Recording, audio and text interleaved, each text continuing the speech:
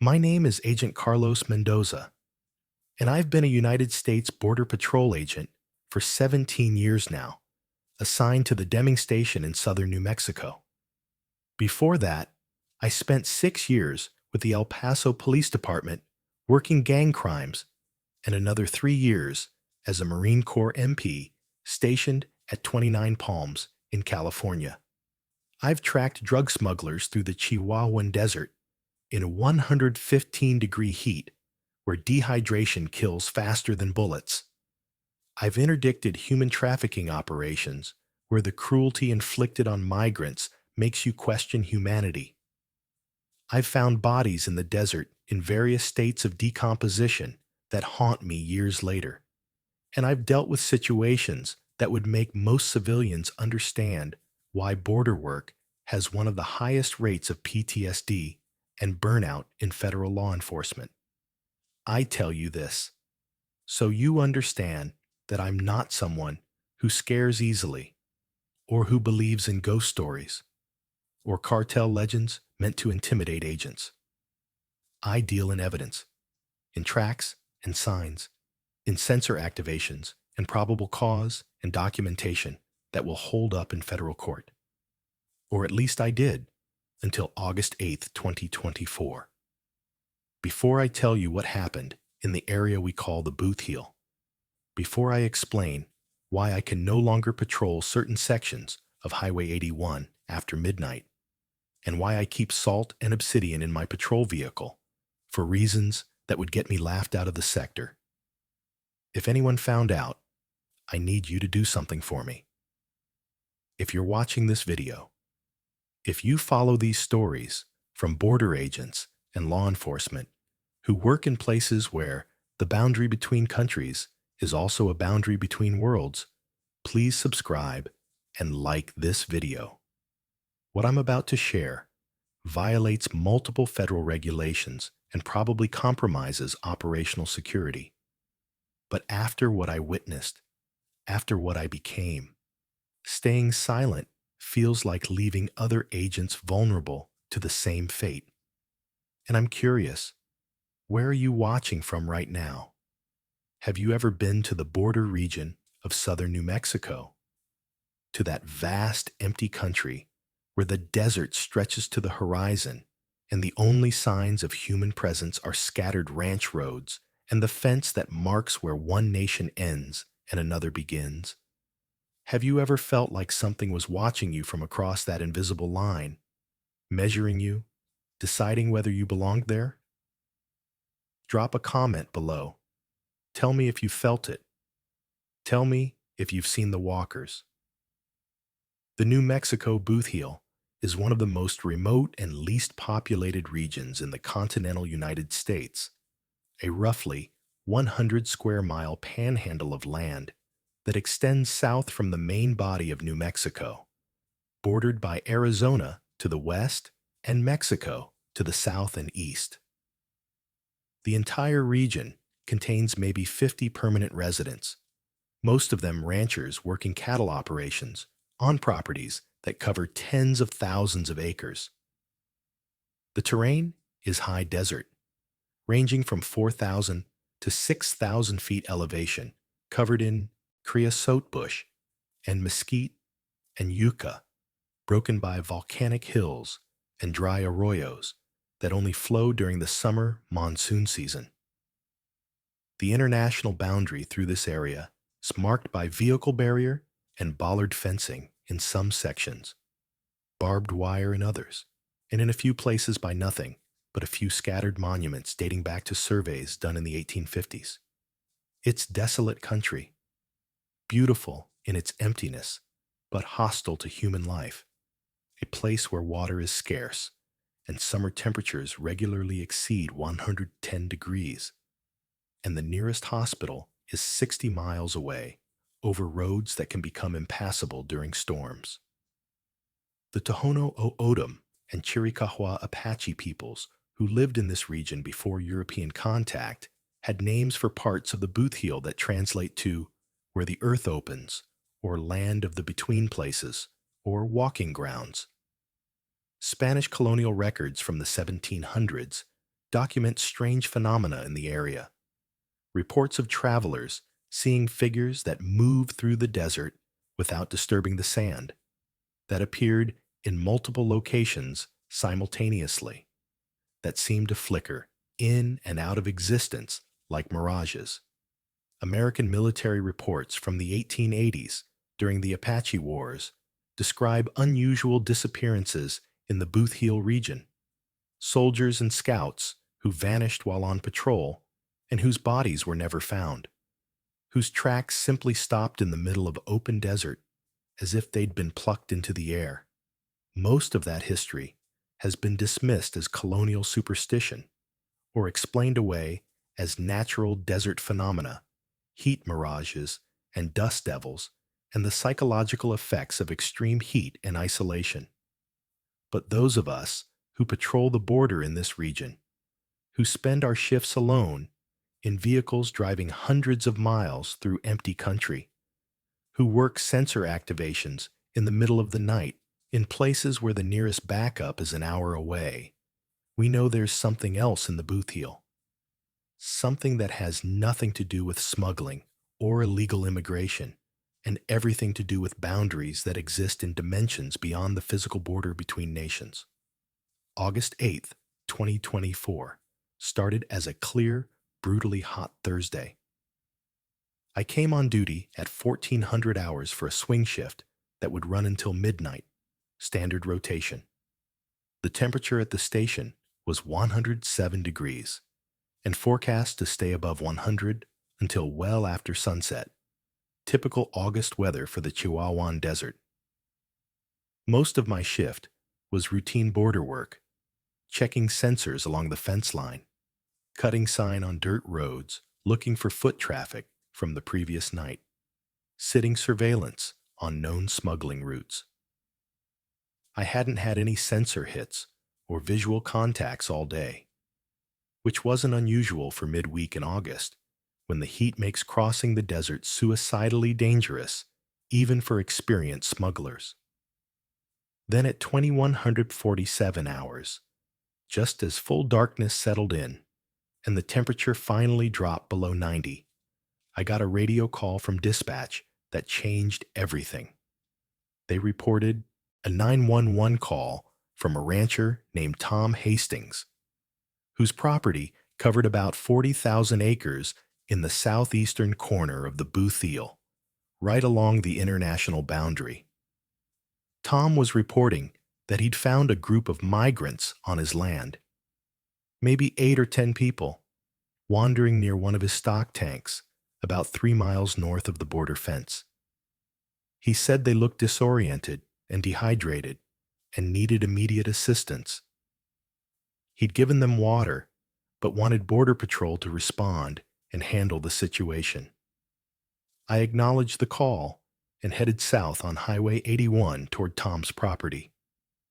The location he'd described was approximately 45 miles from the station, the last 12 miles on a rough dirt ranch road that required four-wheel drive and careful navigation in the dark. As I drove, I had dispatch run Tom Hastings in our system. He came back clean, a third-generation rancher in his late 60s who'd lived in the Bootheel his entire life, had a good working relationship with Border Patrol, had assisted with migrant rescues and smuggler interdictions many times over the years. A solid citizen, exactly the kind of person you want as eyes and ears in remote areas. I arrived at Tom's ranch house at 22:34 hours and found him waiting outside with his truck running, ready to guide me to where he'd encountered the migrants. He looked shaken, which was unusual for Tom. In all my years of dealing with him, I'd never seen him rattled. He was a Vietnam vet, a tough old rancher who'd dealt with everything from cattle rustlers to cartel scouts to armed smugglers on his property. But tonight, he looked pale, his hands trembling slightly as he opened my passenger door. "You need to see this yourself," he said as he got in. "I can't explain it. I've lived here 67 years, and I've never seen anything like it." I asked him what exactly he'd seen. He shook his head. Just follow me to the tank. You'll understand when we get there. We drove south on a ranch road that wound through the desert, following Tom's truck, traveling maybe 6 or 7 miles across terrain that got progressively rougher, more remote, more isolated. I could see the glow of the border fence lights in the distance, the sodium vapor lamps that illuminate sections of the barrier, creating islands of artificial light in the vast darkness. At the 3-mile marker from the fence, Tom's brake lights came on, and he stopped. I pulled up beside him, and we both got out. The stock tank was about 50 yards away, a concrete water trough fed by a windmill, surrounded by trampled dirt where cattle came to drink. And there were people, maybe a dozen of them, standing in a loose group near the tank, not moving, not talking, just standing there in the darkness. I turned on my vehicle's spotlight and aimed it at the group. What I saw made no sense. The people were dressed in clothing from different time periods. Some wore what looked like 1920s or 1930s work clothes, simple cotton shirts and trousers and worn boots. Some wore 1950s era clothing, the kind of thing you'd see in old photographs of farm workers. Some wore modern clothes, jeans and t-shirts and sneakers. And some wore clothing I couldn't identify at all, garments that looked handmade from materials I didn't recognize, decorated with patterns that seemed to shift in the spotlight, never quite staying in focus. None of them reacted to the light. They just stood there, staring in our direction but not at us, like they were looking through us at something beyond. Their faces were wrong, not deformed or injured, but simplified, like they were suggestions of faces rather than actual faces with individual features. And they were translucent. I could see through them to the stock tank and the desert beyond, though they were also somehow solid enough to cast shadows, thin shadows that fell in the wrong direction, away from the spotlight instead of toward it. Tom spoke quietly beside me. They've been like that since I found them an hour ago. They don't respond to voice. They don't move. They just stand there. And Carlos, their shadows fall toward the border, not away from the light. Every single shadow points south, toward Mexico, toward the fence. I checked my radio. It was producing interference, not normal static, but a sound like wind, like thousands of voices whispering in Spanish and English, and languages I didn't recognize, creating a multi-layered susurrus that made my teeth ache. I tried calling dispatch, got nothing but that whispering, rising and falling in volume, sometimes seeming to form words, sometimes just ambient noise. I checked my cell phone. No signal, not unusual this far into the backcountry. But the phone itself was behaving strangely. The screen showing the time as 22:41, then 19:33, then 23:58, jumping through different hours. I looked at my watch, a simple analog watch I've worn for 15 years. The second hand was moving backward, counterclockwise, advancing 3 seconds, then retreating 5 seconds, moving forward 2 seconds, then retreating 4 seconds. Time was behaving wrong. I walked toward the group, my hand on my weapon, though I had no idea what I'd be shooting at if things went bad. As I got closer, maybe 20 feet away, the figures began to move. Not walking, but gliding, sliding across the ground without their feet touching the surface, repositioning themselves into a formation that looked deliberate, a pattern I recognized from somewhere but couldn't quite place.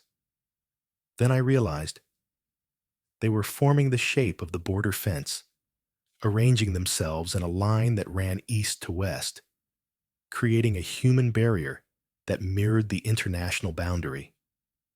One of the figures, a man wearing what looked like 1940s clothing, moved closer to me. His mouth didn't open, but I heard a voice in my mind, not through my ears, but directly in my consciousness, speaking in Spanish, but Old Spanish, Castilian Spanish, from centuries ago, using conjugations and vocabulary that predated modern Mexican Spanish. "You are a guardian," the voice said, "one who patrols the boundary, who maintains the line between nations, who tries to prevent unauthorized crossing. We are guardians as well. We maintain the other boundary, the one that exists beneath the physical border, the line between this world and the next. We have been doing this since before your nation existed, since before Mexico existed, since before Spain claimed these lands. We are the ones who died crossing, the migrants who perished in the desert from heat and thirst and exposure, the smugglers who were killed by rivals or abandoned by their guides, the native peoples who were driven from their lands and died trying to return, the soldiers who fell in forgotten border conflicts, everyone who has died within 10 miles of this boundary for the past 300 years. We walk the line. We maintain it. We make sure that the dead stay separate from the living, that the boundary between worlds remains clear, that souls know which side they belong on." I found my voice, though it came out hoarse. I asked what they meant by maintain the boundary between worlds. The voice in my mind answered with patient precision. The international border is not just a political line. It is a wound in the earth. Every border is a wound, a place where natural flows are interrupted, where organic patterns are severed, where the land itself is divided against itself. And wounds attract things. They attract the lost, the confused, the ones who died violently or suddenly without understanding what happened to them. The border between your nation and Mexico has claimed thousands of lives. Those deaths create resonance, create disturbance, make the boundary between life and death more permeable. Without us, without the walkers who patrol the line, dead and living would mix, would become confused, would cross back and forth without understanding which world they belong to. We are the maintenance. We are the infrastructure that keeps the living world and the world of the dead properly separated along this wound in the earth. I asked why they were showing themselves now, why they were letting me see them. The voice continued, "Because the boundary is failing. Your government has built barriers, has installed sensors and lights and cameras, has flooded the border with agents and technology. All of that creates interference. The physical barriers disrupt the spiritual pathways. The electronic sensors create frequencies that interfere with the resonance we use to maintain the separation between worlds. The constant presence of agents and migrants and smugglers creates so much living energy along the line that the dead cannot do their work without being disturbed. The boundary between worlds is deteriorating. Souls are crossing in both directions. Dead migrants appearing to living people, living agents, perceiving the world of the dead. The membrane is becoming too thin. We need someone who exists in both worlds, someone living who can perceive the dead, who can help maintain the boundary by honoring what we do, by teaching other agents to respect the line not just as a political border, but as a metaphysical threshold. We need you to become a bridge." I thought about refusing. I thought about getting back in my vehicle and driving back to the station and filing a report about heat exhaustion and hallucinations and requesting a psychological evaluation.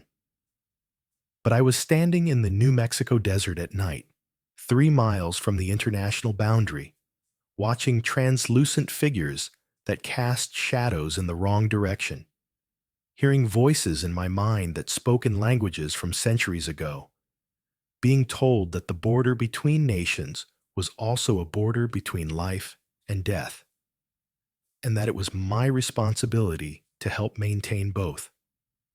Tom Hastings spoke from behind me, his voice quiet. My grandfather told me about them. He saw them during the Depression, when people were dying trying to cross north looking for work. He said there were rules, protocols, ways to honor the walkers, ways to show respect for what they do. He taught me to leave offerings at certain places along the fence, water and salt and tobacco, things the dead need to maintain their work. Most people dismissed him as superstitious, as an old man telling ghost stories, but I've seen them 3 times in my life. Once in 1973, once in 1998, and now tonight. They only show themselves when something is wrong, when the boundary needs attention, when they need help from the living. I made a decision that I've questioned every night since. I reached into my pocket and pulled out a small obsidian arrowhead that I'd found years ago while cutting sign, had kept as a good luck charm, a piece of the land I carried with me. I held it out toward the figure that had spoken in my mind, an offering, a gesture of respect for forces I didn't fully understand, but that I now recognized were real. I accept, I said, just those 2 words, but they were enough. The figure moved closer, and I felt something change in my perception, like a filter being removed from my vision, like a frequency I'd been deaf to suddenly becoming audible. The desert around me shifted. I could see more now. The physical world was still there, the stock tank and the mesquite, and Tom's truck, and the distant glow of the border fence. But overlaying it was another layer, a transparent version of the same landscape, but populated with figures, hundreds of them, thousands of them, walking lines that ran east and west, following the border, moving in formation like soldiers on patrol, maintaining their eternal watch over the boundary between worlds. I could see their paths worn into the earth, spiritual trails that glowed faintly, routes they'd been walking for decades or centuries, keeping the membrane between life and death intact. And I could see the places where the membrane was failing. Near the fence itself, where the physical barriers had been installed, the spiritual paths were disrupted, broken, forcing the walkers to take longer routes around the obstacles. Near sensor stations and camera towers, the electronic interference created zones of static where the walkers couldn't maintain their work properly, leaving gaps in the boundary where souls could slip through in either direction.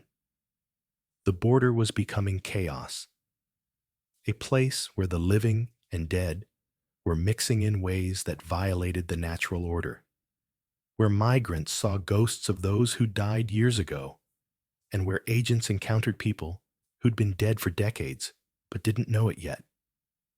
One of the female figures, a woman wearing clothing from the 1980s, moved beside me and spoke in my mind in English. You will see us now, always. Whenever you patrol the line, you will perceive our work.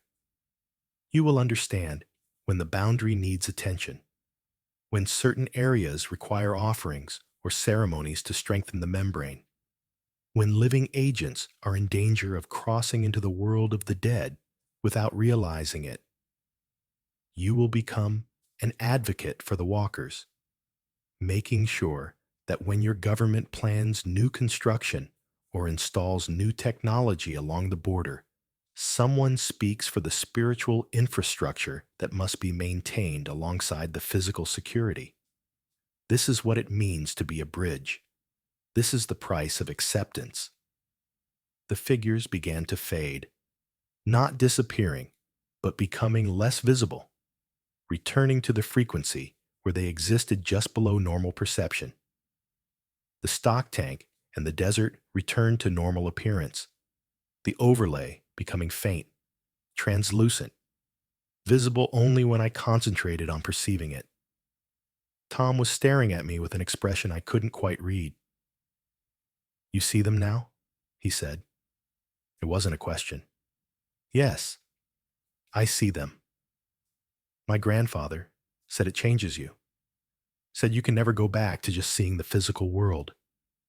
Said you'll spend the rest of your life aware of both sides of the boundary, seeing the dead maintaining their work, understanding that every desert out here has layers, that reality is more complex than most people can perceive." I asked him if his grandfather had been a bridge. He nodded. For 40 years. He worked as a ranch hand and part-time guide for Border Patrol, back when it was the Immigration Service, back before technology, when agents relied on tracking skills and knowledge of the land. He helped maintain the spiritual protocols while the agents maintained the physical border. He knew where offerings needed to be left, which areas required ceremonies at certain times of year, how to strengthen the membrane when it got too thin. He tried to teach me, but I was young and skeptical. Now I wish I'd paid more attention. My radio suddenly started working again. Dispatch was calling me, asking for my status, asking if I'd located the migrants that Tom had reported. I keyed the mic and told them it had been a false alarm, that Tom had seen some cattle in the dark and mistaken them for people, that there was no sign of any migrants in the area. Dispatch acknowledged and cleared me to continue patrol. Tom drove back to his ranch house, and I spent the next few hours driving the border roads, seeing things I'd never seen before. The walkers were everywhere, maintaining their formations, patrolling the line, working to keep the membrane intact despite all the interference from barriers and sensors and lights.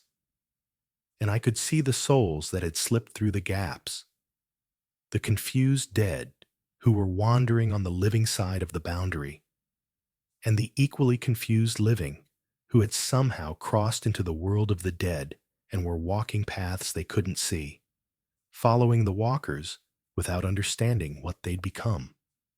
I spent the weeks after that night researching everything I could find about border deaths, about the history of the boundary region, about indigenous beliefs regarding boundaries and thresholds. I found statistics documenting over 8,000 migrant deaths along the U.S.-Mexico border since the mid-1990s, when enforcement strategies pushed crossing routes into more remote and dangerous terrain. I found anthropological accounts of O'odham and Apache beliefs about boundaries as sacred spaces, places where worlds met, where spirits gathered, where proper protocols were essential. I found historical records documenting deaths in the border region, going back to the earliest Spanish explorations, thousands upon thousands of people who died in this desert for various reasons, all of them now part of the system that maintained the boundary between life and death.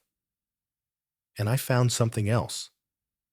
A classified Border Patrol document from 1978, partially declassified in 2018, documenting investigations into unusual phenomena reported by agents along remote sections of the southern border, recommending that certain areas be designated as culturally sensitive zones, and that agents receive briefings on indigenous spiritual protocols before being assigned to those areas.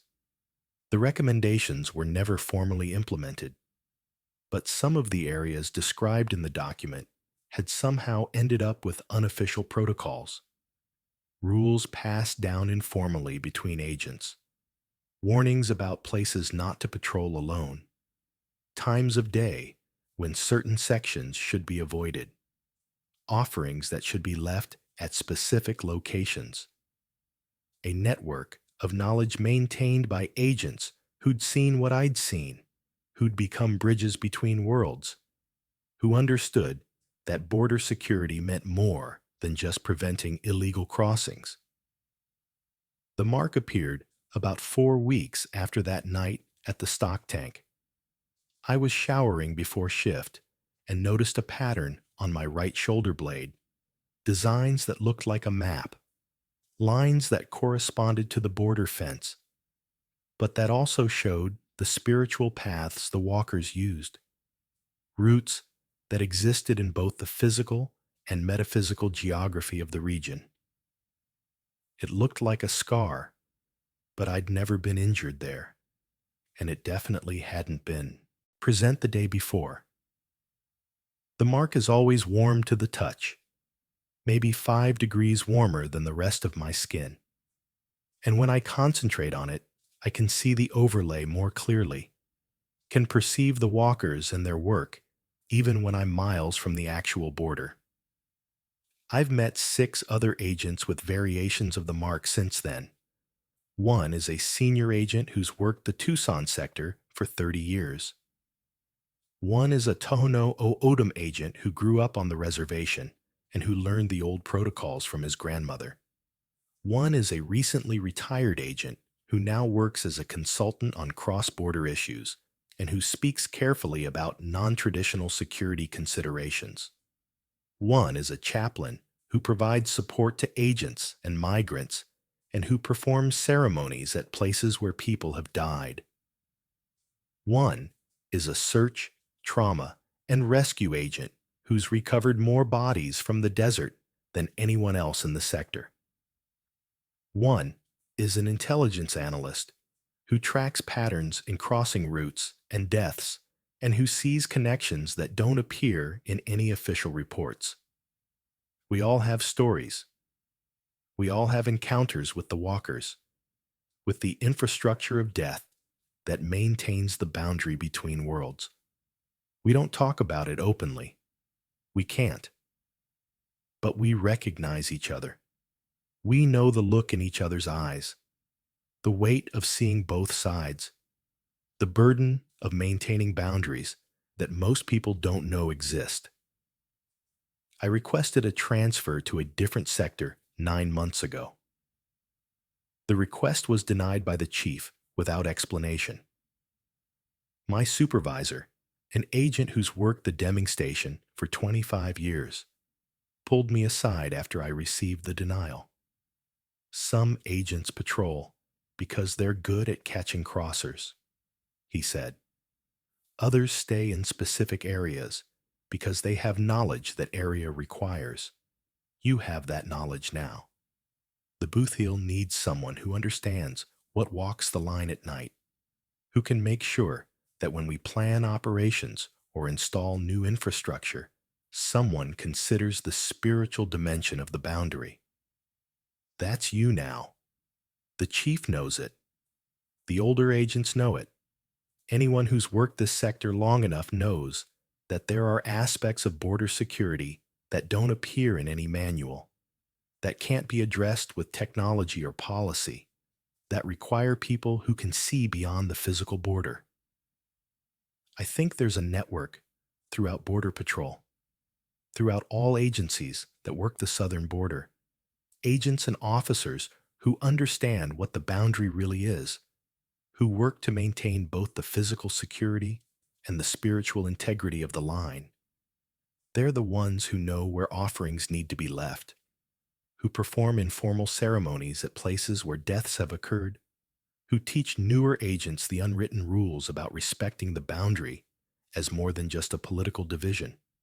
Marcus Chen, if you're still out there somewhere, if you're reading this or watching this, I want you to know that what happened to Emma in those Colorado mountains, what you witnessed, it happens at the border too. Death transforms. Boundaries are thresholds, and some of us become guardians of those thresholds, whether we choose to or not. I'm recording this because the walkers asked me to, because they said that knowledge needs to be shared properly, that more agents need to understand what they're patrolling, that the boundary will continue to fail unless people on both sides, living and dead, work together to maintain it. This is me sharing what I know. This is me telling you that the U.S.-Mexico border is more than a fence and sensors and policy. It's a wound in the earth that thousands have died trying to cross. It's a threshold between worlds that requires constant maintenance. It's a place where the dead work alongside the living to keep both realms properly separated. If you work the border, if you're an agent or an officer or a volunteer doing humanitarian work in the desert, respect the boundary, not just the political line, but the spiritual threshold it represents. Leave offerings at places where you find evidence of deaths. Pour water on the ground for those who died from thirst. Speak words of respect for those who didn't make it. Help maintain the work the walkers do. If you're planning to cross the border, if you're a migrant or a smuggler or someone considering unauthorized entry, understand that you're crossing more than just a political boundary. You're crossing a threshold that the dead maintain, that requires respect and preparation, that claims those who attempt it without understanding what they're walking into. The desert kills. The heat kills. The distance kills. And the boundary itself has become a place where death is so common that it has developed its own consciousness, its own infrastructure, its own requirements. Most people who look at the border see a fence and some desert, but some can see deeper. Some can perceive the layer of death that overlays the physical landscape, can see the thousands of souls who walk the line maintaining the separation between worlds, can understand that every mile of that boundary is maintained not just by agents and technology, but by the dead who patrol eternally, who keep the membrane intact, who ensure that living and dead remain in their proper realms. I'll be out there tonight. I'll be out there every night for the foreseeable future. I'll be patrolling Highway 81 and the ranch roads and the fence line, watching for illegal crossings, but also watching for places where the spiritual boundary needs attention, where offerings need to be left, where the membrane between worlds has grown too thin. I'll be maintaining my duty to enforce immigration law while honoring my responsibility to the walkers, using the knowledge I gained that August night to keep both sides of the boundary functioning. That's my job now. That's the price I pay for accepting the mark, for becoming a bridge, for seeing both worlds. The walkers are always there. The boundary is always being maintained. And somewhere along that 2,000-mile wound in the earth, agents who can see what I see are working to keep the living and dead properly separated, one shift at a time, one offering at a time, one act of respect for the infrastructure that most people never perceive. My name is Agent Carlos Mendoza, United States Border Patrol, bridge walker, keeper of thresholds, witness to the dead who maintain the line. Welcome to the border. The fence is real. The enforcement is real.